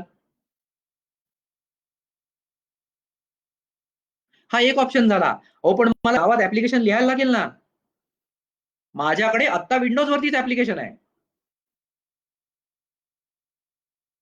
आणि तरी मला ते लिनक्स वरती चालवायचं आहे. आता विचार करा, अशी माझ्याकडे एक वेबसाईट आहे की ज्याच्यावरती फक्त विंडोज वरतीच चालतंय, ते म्हणजे माझी विंडोज सर्व्हर आहे, म्हणून मी ते करू शकतो. आता प्रश्न असा आहे, मला तेच ऍप्लिकेशन समजा मला लिनक्स वरती चालवायचं असेल, किंवा एका क्लायंट लिनक्सचा सर्व्हर आहे आणि तो म्हणला की अरे माझ्याकडे सर्व्हर आहे, माझ्याकडे ते ऍप्लिकेशन इन्स्टॉल कर. नाही इन्स्टॉल करू शकत. आपल्याला काय माहितीये, आपल्याला 2 ऑपरेटिंग सिस्टीम आपण एका मशीनवरती इन्स्टॉल करतो कधी कधी, माहितीये तुम्हाला. तर तुम्ही हे वापरता, ड्युअल बूट करतो आपण. पण त्याच्यात गंमत अशी आहे की आयदर त्याच्यात विंडोज चालेल किंवा लिनक्स चालेल, त्यामुळे मला दोन्ही चालत नाही एका वेळेला. आता मला हा प्रॉब्लेम सोडवायचा कसा, तर हा प्रॉब्लेम सोडवण्यासाठी एक नवीन टेक्नॉलॉजी अस्तित्वात आली आणि तुमच्यापैकी बऱ्याच जणांनी टेक्नॉलॉजी ऐकली आहे, पण ती त्याच्यासाठी आली हे तुम्हाला माहिती नाहीये. गंमत, आपण काय करतो, आपल्याकडे एक ऑपरेटिंग सिस्टीम आहे आणि त्याच्यावरती आपल्याकडे प्रोग्राम लिहिलेला असतो. सो हे माझ्या विंडोज आहे, ह्याच्यावरती मी व्हिज्युअल बेसिकचा प्रोग्राम लिहिलाय आणि या ऑपरेटिंग सिस्टीम वरती मी वेगवेगळे प्रोग्राम्स असोसिएट करतो. जनरली आपण असं करत नाही, मी ऑपरेटिंग सिस्टीम इन्स्टॉल करतो आणि वर ऍप्लिकेशन इन्स्टॉल करतो. हे तुम्हाला माहिती आहे सगळ्यांना. तर मी हे सगळं करताना तुम्ही जस्ट विचार करा, समजा माझ्याकडे लिनक्स आहे आणि माझं ऍप्लिकेशन आहे ते व्हिज्युअल बेसिक आहे. हे वर आहे, मध्ये गॅप आहे. मी जर का ह्याच्या मध्ये जर मला विंडोज घुसवता आलं काहीतरी करून, तर माझं ऍप्लिकेशन चालेल. सो काही लोक कमेंट मध्ये देत आहेत कम्प्युटिंग. Okay, very good. केतननी वर दिलंय व्हर्च्युअल मशीन, बरोबर. सो मी त्याच्याकडेच येतोय. सो मुद्दा असा आहे की माझ्याकडे एक ऑपरेटिंग सिस्टीम आहे, त्याच्यावर मी जनरली ऍप्लिकेशन रन करतो. पण अशी भारी आयडिया आहे की माझ्याकडे जी ऍप्लिकेशन आहे, एक ऑपरेटिंग सिस्टीम आहे, त्याच्यावरती मी दुसरी ऑपरेटिंग सिस्टीम ऍप्लिकेशन सारखी रन करू शकतो का, असा लोकांनी विचार केला. आणि त्याच्यामुळे जी टेक्नॉलॉजी अस्तित्वात आली, नवीन तयार झाली, त्याला म्हणतात व्हर्च्युअलायझेशन. आणि केतननी बरोबर उत्तर दिलंय, व्हर्च्युअल मशीन. सो म्हणजे मी काय करतो, माझ्याकडे लिनक्सच आहे, बरोबर, त्याच्यावर मी व्हर्च्युअल मशीन इन्स्टॉल करतो विंडोजचं आणि त्याच्यावर मी माझा प्रोग्राम इन्स्टॉल करतो. म्हणजे माझ्या प्रोग्राम मध्ये चेंज झाला का, नाही झाला. म्हणजे थोडक्यात लक्षात घ्या, अदरवाईज काय होईल, माझ्याकडे मी तयार केला, तो प्रत्येक नवीन प्लॅटफॉर्म वरती मला खर्च करायला लागेल, त्याच्या ऐवजी माझे एवढे सारे पैसे वाचले. सो एवढे सारे माझे पैसे वाचले, तर माझ्यासाठी टेक्नॉलॉजी खूप भारी असेल. मग ती मला टेक्नॉलॉजी यायला पाहिजे का, बोल यायला पाहिजे. सो व्हर्च्युअलायझेशन म्हणजे काय, तर अगदी सोपं, म्हणजे ह्याच्यात अजून कॉम्प्लिकेटेड गोष्टी आहेत, पण मी तुम्हाला समजायला अगदी सोपं सांगतो. व्हर्च्युअलायझेशन म्हणजे काय, व्हर्च्युअलायझेशनचा हा एक प्रकार आहे. व्हर्च्युअलायझेशन जो सगळ्यात सोपा समजायला, Virtualization is nothing but installing an operating system on top of another operating system like application. So जेव्हा मला व्हर्च्युअलायझेशन करता येतं असं तेव्हा सोपं झालं. म्हणजे गंमत विचार करा, माझ्याकडे अँड्रॉइडचं ॲप आहे आणि खूप पॉप्युलर झालं ते आणि मला ते आयफोनवर टाकायचंय. काय करायला लागेल? आयफोनवरचं ऍप्लिकेशन लिहा. मला नाही करायचं तसं. म्हणून मग काय करेन मी? आयफोनवरती जरा मला अँड्रॉइड रन करता येत असेल, मी तुम्हाला एक केस सांगतोय, असं करता येतं का नाही हे वेगळी गोष्ट आहे, किंवा करावं की न करावं हा वेगळा मुद्दा आहे, पण करता येईल का? टेक्निकली करता येईल. सो कुठलंही दुसरं एक माझ्याकडे ऑपरेटिंग सिस्टीम आहे, समजा पूर्वी जुना ब्लॅकबेरी होतं, त्याचा प्रयत्न केला होता की त्याच्यावरती त्यांनी अँड्रॉइड रन टाइम दिलं आणि त्याच्यावर मी अँड्रॉइडच्या ऍप, म्हणजे थोडक्यात काय होतं, मला माझ्या ऍप्लिकेशन मध्ये चेंज करता म्हणजे मी कॉस्ट वाचवली आणि बऱ्याच युजर पर्यंत मला पोहोचता येतं. सो हे जे आहे, जर तुला कळलं, याला म्हणतात व्हर्च्युअलायझेशन. आणि virtualisation is heart of cloud computing. So जे लोक शिकतायत सिस्टीम ऍडमिनिस्ट्रेशन किंवा डेव्हलपर किंवा टेस्टर, त्यांना हे माहिती पाहिजे की व्हर्च्युअलायझेशन म्हणजे काय. म्हणजे नुसतं आपलं मी एक व्हर्च्युअलायझेशन तयार केलं, एक मी व्हर्च्युअल मशीन तयार करून देतो, अरे म्हणजे काय? व्हर्च्युअल मशीन तयार करून देतो म्हणजे काय, आणि ते क्लाउड काय येतं. सो क्लाउड टेक्नॉलॉजीमध्ये सो व्हर्च्युअलायझेशन सगळ्यात महत्वाची गोष्ट क्लाउडनी जी दिली ती व्हर्च्युअलायझेशन असं दिलं आपल्याला, आणि त्याचा उपयोग मी तुम्हाला सांगितला, ते माहिती पाहिजे. दुसरी गोष्ट जी आहे क्लाउडची ती अशी आहे की पे पर यूज किंवा ते इलास्टिक असतं, म्हणजे थोडक्यात मला जसं पाहिजे तसं मी इन्क्रिमेंटली ते वापरू शकतो. हा, आता याचं मला एक गमतीशीर उदाहरण देतो, आणि जे व्यवहारात आपण वापरतो आपल्याला ते माहिती आहे, पण बऱ्याच वेळेला क्लाउड म्हणजे काय ह्याच्यासाठी आपण कन्फ्युजन होऊ शकतो. तर फॉर एक्झाम्पल आपल्याला दूध पाहिजे, तर आपण काय करतो, बाजारात जाऊन दुधाची पिशवी विकत आणतो. तुम्ही मला सांगा, जर का दुधाची पिशवी मिळत असेल आपल्याला, तर आपल्याला आता दूध पाहिजे रोज म्हणून आपण म्हैस पाळतो का? सांगा मला, आपण म्हैस पाळत नाही, बरोबर आहे. पण कोणीतरी म्हैस पाळतं, मग ते दूध एकत्र करतात, मग ते पॅक करतात, आणि आपल्याला तुम्हाला किती पाहिजे, 1 लिटर पाहिजे आज, उद्या 2 लिटर पाहिजे, असं तुम्ही देऊ शकता. आता हे जे मॉडेल आहे रिअल वर्ल्ड मधलं, तेच मॉडेल जर का मी इन्फ्रास्ट्रक्चर मध्ये वापरलं, तर जे काही तयार होतं त्याला क्लाउड म्हणतात. इतकं सोपी गोष्ट आहे. आणि क्लाउड मध्ये म्हणून मी वेगवेगळ्या गोष्टी शिकतो. सो क्लाउड मध्ये एक व्हर्च्युअलायझेशन ही टेक्नॉलॉजी आहे महत्वाची. दुसरी टेक्नॉलॉजी काय आहे, तुम्हाला काय पाहिजे, तर मला व्हर्च्युअल मला ऑपरेटिंग सिस्टीम पाहिजे, तर ठीक आहे, मी व्हर्च्युअल मशीन देतो तुम्हाला ऑपरेटिंग सिस्टीमचं, आणि मी म्हणतो तुम्हाला इन्फ्रास्ट्रक्चर सर्व्हिस दिली. त्याच्यानंतर मी म्हणतो नाही नाही, इन्फ्रास्ट्रक्चर सर्व्हिस दिली छान आहे, पण मला डेव्हलपमेंट करायचं ना, माझ्याकडे काय जावा डेव्हलपमेंट करायचं, पण माझ्याकडे ते जावा डेव्हलपमेंटचा एन्व्हायरमेंटच नाहीये, तर मग ते मला तुम्ही देऊ शकता का? हा ठीक आहे. मग प्रोव्हायडर जे आहेत, म्हणजे क्लाउडचे होस्टिंग जे करतात, ते लोक म्हणतात ठीक आहे, आम्ही तुम्हाला त्याचं एन्व्हायरमेंट देतो, त्याला म्हणतात प्लॅटफॉर्म ॲज सर्व्हिस. सो मी त्याचं तुम्हाला एन्व्हायरमेंट दिलं तयार करून, मग त्याच्यावर तुम्ही डायरेक्टली, म्हणजे तुमच्याकडे काय लागेल क्लायंट साईडला, फक्त ब्राउझर. तुमच्याकडे कुठल्याही प्रकारचं इन्स्टॉलेशन नाही, कुठल्याही प्रकारचा तुम्हाला खर्च नाही. तुम्ही काय करायचं, फक्त इंटरनेट घ्यायचं आणि कनेक्ट करायचं, आणि तुम्ही कनेक्ट केलं त्याच्यानंतर माझ्यासाठी खूप सोपं आहे, मी तिकडे जाऊन डायरेक्टली डेव्हलपमेंट करेन, जे काही स्टोअर होईल ते क्लाउडवरती स्टोअर होईल. त्यामुळे माझे क्लायंट साईडचे रिसोर्सेस खूप वाचतील. त्याच्या पुढची स्टेज की मला ऍप्लिकेशनच वापरायचो, मला काही नको, मला डायरेक्टली ऍप्लिकेशन वापरायचंय, मला ते वेबसाईट नकोय, मी इन्स्टॉल नाही करणार, माझ्याकडे कुठलेही रिसोर्सेस नाही ठेवायचे मला. एक साधी गोष्ट लक्षात घ्या, मी तुम्हाला एक केस सांगतो आत्ताची. ज्यावेळेला जीएसटी रोल आउट झाला तेव्हा आता जीएसटी कुणाकुणाला ऍप्लिकेबल झाला, जवळजवळ सगळ्यांना, म्हणजे छोट्या दुकानदारापासून मोठ्या लोकांपर्यंत. आता मोठ्या लोकांना मोठी सॉफ्टवेअर घेणं, त्याच्यावर माणूस ठेवणं, इन्स्टॉलेशन करणं, हे सगळं परवडेल. एक छोटा दुकानदार आहे, तो काय करेल? तर त्याच्यासाठी मला फक्त जीएसटीचा काय फॉर्म भरायचा आहे, 4 एंट्रीज करायच्या आहेत समजा, असं मी घेतलं, तर त्यासाठी मी अख्खं कॉम्प्युटर विकत घ्यायचा. मग त्याच्यानंतर ती एंट्री करायची, ती मला कळणार नाही, मग ती मेंटेन करायला एक माणूस घ्यायचा. हे सगळं करणं खूप कॉस्टली आहे. पण क्लाउडनी प्रॉब्लेम सोडवला. कारण क्लाउडमध्ये काय आहे, तुम्हाला सॉफ्टवेअर ॲज सर्व्हिस देता येतं. म्हणजे काय, समजा मी असं केलं की जीएसटीची सर्व्हिस दिली, म्हणजे जीएसटीचं एक ऍप्लिकेशन आहे, ते मी मोबाईल फोनवर पण ओपन करू शकतो, त्याच्यात माझा डेटा भरू शकतो. म्हणजे माझ्याकडे काय लागेल, फक्त एक फोन. म्हणजे माझ्याकडे काही इन्फ्रास्ट्रक्चर लागेल का, नाही लागणार. आणि मी जे काही सगळं डेटा भरतो सगळा माझा क्लाउडवरती सुरक्षित आहे. सो त्याच्यामुळे ज्या वेळेला मी असं करतोय, हे सगळं करण्यासाठी क्लाउड टेक्नॉलॉजी खूप महत्वाची आहे. आता लक्षात घ्या, आपण करोनामुळे लॉकडाऊन मध्ये आहोत. आता आपण हे जे काही आपण इंटरॅक्शन करतोय फेसबुक लाईव्ह वरती डिस्कशन करतोय, हे कशामुळे शक्य आहे? याच टेक्नॉलॉजीमुळे शक्य आहे. आपण काय करतोय? आपण रिमोटली बोलतोय एकमेकांशी.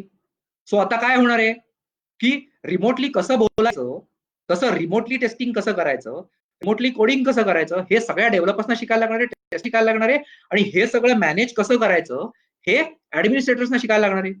त्यामुळे ज्या वेळेला ऍडमिनिस्ट्रेटर आहे, म्हणजे मी RHCSA केलंय, म्हणजे एक प्रश्न होता, मी MCSA केलंय, BCSA केलंय, तर मी फक्त तिथेच थांबून मला जॉब मिळणार आहे का? जॉब मिळेल ना, पण चांगला मिळेल का? मी डिफरन्शिएट मला करू शकेन का? हा जो महत्वाचा प्रश्न आपण डिस्कस करतो, त्याच्यात असं आहे की मला स्पेशलायझेशन काय दाखवता येईल सगळ्यांनाच, म्हणजे डेव्हलपरलाही येईल, टेस्टरलाही येईल आणि सिस्टीम ऍडमिनिस्ट्रेटरला सुद्धा येईल. तर क्लाउड नावाची जी टेक्नॉलॉजी आहे ती सगळ्यांना माहिती पाहिजे. तो काय करायला पाहिजे? व्हर्च्युअलायझेशन म्हणजे काय, क्लाउड म्हणजे काय, इन्फ्रास्ट्रक्चर ॲज अ सर्व्हिस म्हणजे काय, त्याची एक्झाम्पल्स कुठली, म्हणजे फॉर एक्झाम्पल AWS जे आहे, अमेझॉन सर्व्हिस, ते काय सर्व्हिसेस देतात. मग अझूर आहे, ते काय सर्व्हिसेस देतात. त्याच्यानंतर VMware आहे. हे जे टर्मिनॉलॉजीज आहेत हे आपल्याला माहिती पाहिजेत. सो त्याचं इनडेप्थ नॉलेज जे आहे ते ऍडमिनिस्ट्रेटर घ्यायचं आहे. टेस्टर्सना ऍटलीस्ट माहिती पाहिजे, बाबा मला व्हर्च्युअल मशीन तयार करता येतं. आता टेस्टरला उपयोग कसा होईल, किंवा एक टेस्ट घ्यायची. टेस्ट कशासाठी? आत्ता मी घेऊन जाणार आहे ते, म्हणजे अख्खं ऍप्लिकेशन आहे का? नाही. आणि 15 दिवसासाठी मला एका एन्व्हायरमेंटवर टेस्ट घ्यायचे. तर मग 15 दिवसासाठी अख्खं ऍप्लिकेशन इन्स्टॉल करायला लागेल, पूर्ण सगळा सेटअप करायला लागेल. त्याच्या ऐवजी मी असं करू शकतो का, की क्लाउडवरती मी काहीतरी एक पार्ट हायर केला आणि 15 दिवसासाठी मी तेवढा तिथे सेटअप केला, असं होऊ शकतं. सो क्लाउड ही टेक्नॉलॉजी आहे. आता तिथे थांबतं का? एवढंच नाही थांबत. उद्या समजा असं असेल तुमच्याकडे मोठी कंपनी आहे आणि एन्व्हायरमेंट असं आहे की मला 1000 सर्व्हर लागतात सेट करायला, वेगवेगळ्या प्रकारचे. आता मी काय करू? सिस्टीम ऍडमिनिस्ट्रेटर म्हणून जर का मी दर महिन्याला वेगवेगळे 1000 सर्व्हर सेट करत राहिलो, तर मला एक तर टीम खूप लागेल, जी कंपनीला परवडणार नाही. आणि एवढे ऍडमिनिस्ट्रेटर करणार काय? त्याला ते इन्स्टॉल करत बसायला लागेल, प्रत्येक वेळेला डिइन्स्टॉल करत बसायला लागेल.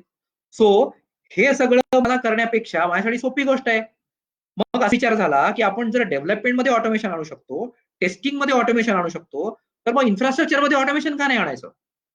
म्हणून मग त्यांनी काय केलं, की इन्फ्रास्ट्रक्चरमध्ये पण ऑटोमेशन आणू. म्हणून मग टूल्स तयार झाली. ती टूल्स कुठली? पपेट नावाचं टूल होतं.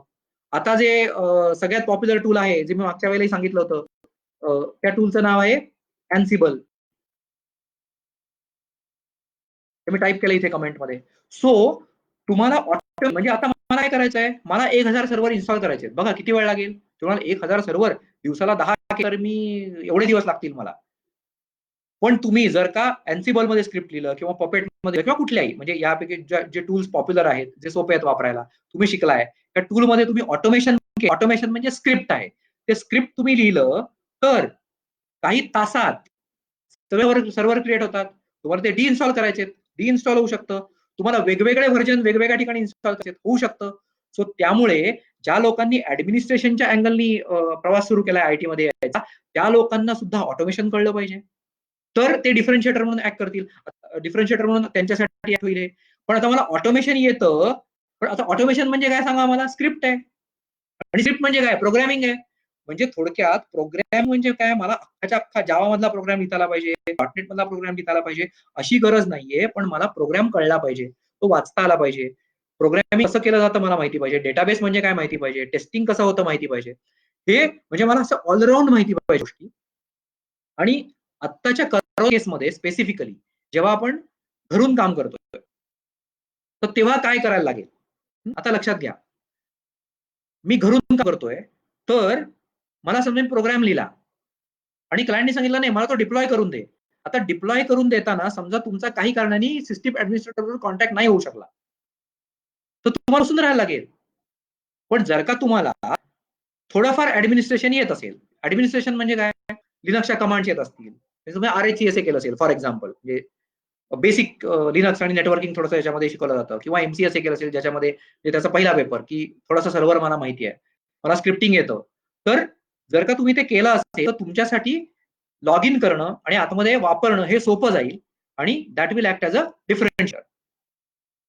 अजून एक खूप टेक्नॉलॉजी आणि ती म्हणजे इन्फॉर्मेशन सिक्युरिटी. आता गमती झाली आहे इन्फॉर्मेशन सिक्युरिटी बद्दल, की ती म्हणजे सगळे लोक असं म्हणतात नाही, अरे ते हॅकिंग बिकिंग म्हणजे असं ते फार गोंडस करून दाखवलं जातं, त्याला फार ग्लॅमर वगैरे आहे असं म्हटलं जातं. पण या सगळ्या एक महत्वाची गोष्ट लक्षात घ्या हॅकिंगमध्ये, की मी हॅक करतोय, मला काही हॅक करायचंय, तर ते कसं बनवलं गेलं हे मला माहिती पाहिजे ना, हॅक कसं करणार मी चांगल्या प्रकारे.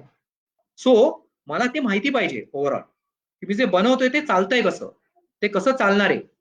सो हे जर का मला माहिती असेल, तर सिस्टीम ऍडमिनिस्ट्रेटरनी ते शिकायला पाहिजे, की म्हणजे मी लिनक्स शिकलोय, तर लिनक्समध्ये सिक्युरिटी कशी चालते, मग ती ब्रेक कशी करता येते, विंडोजमध्ये कशी करता येते, किंवा हॅकर कशा प्रकारे अटॅक करतात.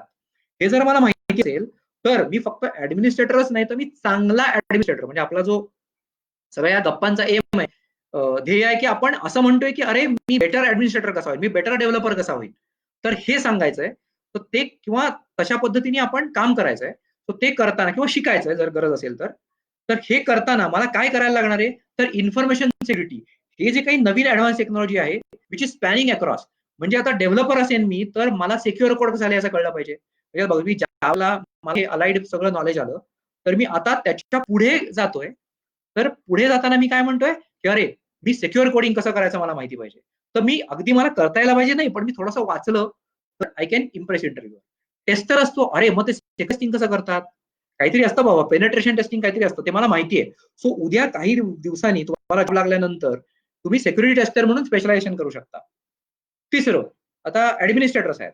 ऍडमिनिस्ट्रेटर जेव्हा काम करतात तेव्हा त्यांना तर अजून चांगलं यायला पाहिजे. ते असं म्हणतील की ओके, मग सर्व्हर हार्डन कसा येईल, म्हणजे प्रोटेक्ट कसा करता येईल, मला फायरवॉल मधलं काय माहिती असेल, मला अटॅक जो होतो त्याच्यावरती काय ऑडिट करता येईल का, मॉनिटरिंग करता येईल का, अशा बऱ्याच साऱ्या गोष्टी मला नवीन नवीन शिकता येतात.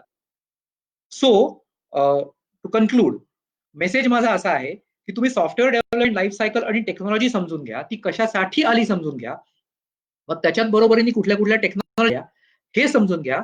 आणि मी तुम्हाला जे कीवर्ड सांगतोय, आणि मी ह्याच्या नंतरचे जे 4 सेशन्स घेणार आहे, ते 4 सेशन्स आताच सांगतो कसे घेणार आहे. तर पुढचा एक सेशन तो एक डेव्हलपर फोकस्ड असेल, पुढचा सेशन टेस्टिंग फोकस्ड असेल, त्याच्यानंतर एक फुल स्टॅक डेव्हलपमेंट वरती फोकस असेल, आणि एक ऍडमिनिस्ट्रेटर वरती फोकस असेल. पण माझं सजेशन असं आहे की तुम्ही सगळ्यांनी हे सगळे सेशन अटेंड करा, कारण प्रत्येकाला ह्यात थोडं वेगवेगळ्या लागणार आहे. आणि त्यामुळे असं होईल की तुम्ही बोलताना जर ह्या सगळ्या बद्दल बोलू शकत असाल, विचार करू शकत असाल, तुमच्या रेझ्युमेमध्ये तसं दिसू शकत असेल, तर तुम्ही तुमच्या इंटरव्ह्यूअरला खूप चांगल्या प्रकारे इम्प्रेस करू शकता. सो एक प्रश्न घेतो, वैभवने विचारलाय, sir is there any job opening for Linux RHCSA certified students? Okay, दोन महत्वाचे मुद्दे. एक, जॉब ओपनिंग आहेत का, 100% आहेत. कारण जगात प्रोडक्शन सर्व्हर्स, म्हणजे जे काही स्टॅटिस्टिक्स मला माहिती आहे थोडंफार, ठीक आहे, जगातले प्रोडक्शन सर्व्हर म्हणजे याच्यावरती साईट्स आहेत ना, ते 80% सर्व्हर लिनक्स आहेत. याचा अर्थ काय, खूप सारे लिनक्स ऑपरेटिंग सिस्टम असणार आहेत, त्याच्यात जॉब असणार आहे, बरोबर आहे. RHCSA मध्ये तुम्ही काय शिकता, तुम्ही बेसिक नेटवर्किंग शिकता, कमांड शिकता, आणि मी एक ऍडमिनिस्ट्रेटर होता की मी एक लिनक्स मशीन ऍडमिनिस्टर करू शकेन. सो अशा टाईपचा रोल आहे, 100% रोल आहे. म्हणजे तुमचा माझ्यावरती विश्वास असेल, तुम्ही Naukri.com वरती जा आणि सर्च मारा, काय RHCSA असं टाईप करा आणि तुम्ही बघा. फक्त माझी एक रिक्वेस्ट राहील की त्याच्यात तुम्ही कुठले स्किल्स रिक्वायर्ड आहेत ना त्याच्यावर चेक करा. त्याच्यात ते असं म्हणतील की RHCSA रिक्वायर्ड आहे, पण आम्हाला हे पण थोडंफार तुम्हाला माहिती पाहिजे, म्हणजे ओके ITIL माहिती पाहिजे किंवा अजून काही माहिती पाहिजे. सो ते पण बघा आणि त्याच्यानुसार त्याच्याबद्दल काही गोष्टी वाचा किंवा मला प्रश्न विचारा, कमेंट्समध्ये टाका. नंतर जेव्हा तुम्हाला ते येतील किंवा पुढच्या सेशनला माझ्या आलात तर तुम्ही त्या सेशनमध्ये मला प्रश्न विचारा, किंवा इव्हन आधी प्रश्न विचारून ठेवा पोस्टवरती, तेही चालेल मला. सो आपण असे प्रश्न घेऊ.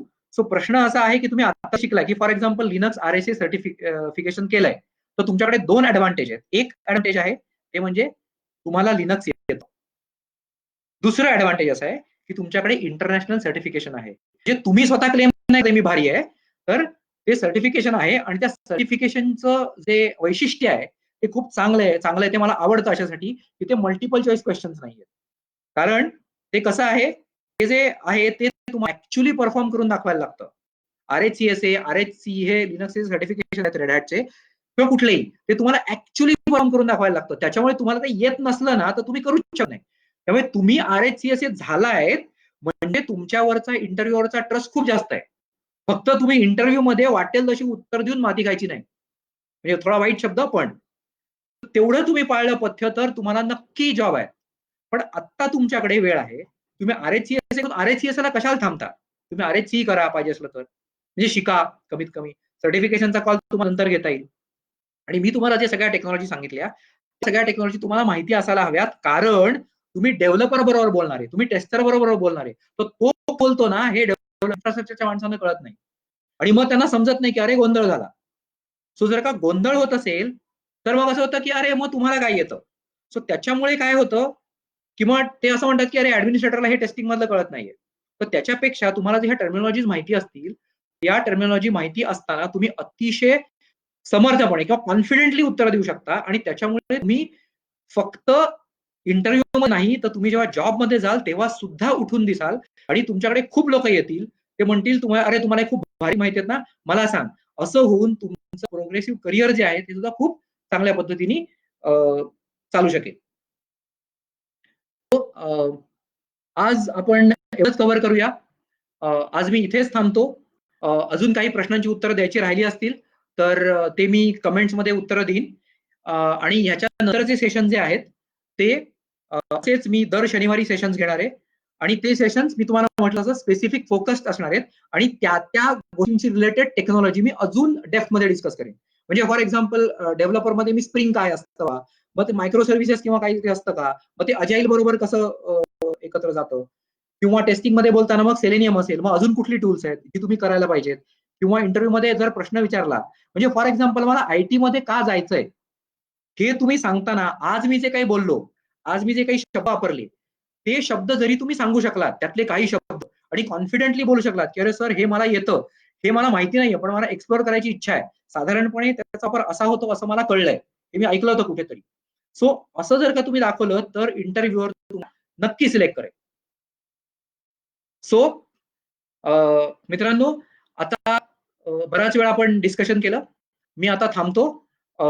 पुढच्या शनिवारी असंच तुम्ही माझ्या सेशनला जॉईन कराल याच वेळेला आणि टेक्सीटच्या पेजला लाईक करा म्हणजे तुम्हाला त्याचे अपडेट्स पण येत राहतील आणि आपण असेच दर शनिवारी पुढचे 4 टेक्निकल सेशन्स बोलणार आहेत. सो थँक्यू व्हेरी मच आणि धन्यवाद. तुम्हाला सेशन कसा वाटला, तुम्हाला आवडला का, तर मला फक्त कमेंट्समध्ये कळवा. आणि जर तुम्हाला या सेशनमध्ये मी अजून काही स्पेसिफिक कव्हर करायचं असेल, म्हणजे मी व्हर्च्युअलायझेशन कव्हर केलं थोडंसं आज, म्हणजे मी डिटेलमध्ये सांगितलं नाही की VMware म्हणून मी तुम्हाला एक हायपरवायझर नावाची गोष्ट आहे ती मी डिटेलमध्ये सांगितली नाही. तर अशा काही गोष्टी तुम्हाला जर इंटरव्ह्यू मध्ये आधी विचारल्या गेल्या असतील किंवा कोणी सांगितलं असेल की अरे ही कॉन्सेप्ट इंटरव्ह्यू मध्ये विचारतात, तुला माहिती असलेली बरी, तर त्या मला जर तुम्ही कमेंटमध्ये सांगितल्यात तर मी त्या कॉन्सेप्ट पुढच्या माझ्या ज्या अप्रोप्रिएट सेशन मध्ये सुद्धा कव्हर करीन. So thank you very much. I hope your in session. Thank you. So मला कमेंटमध्ये सांगा.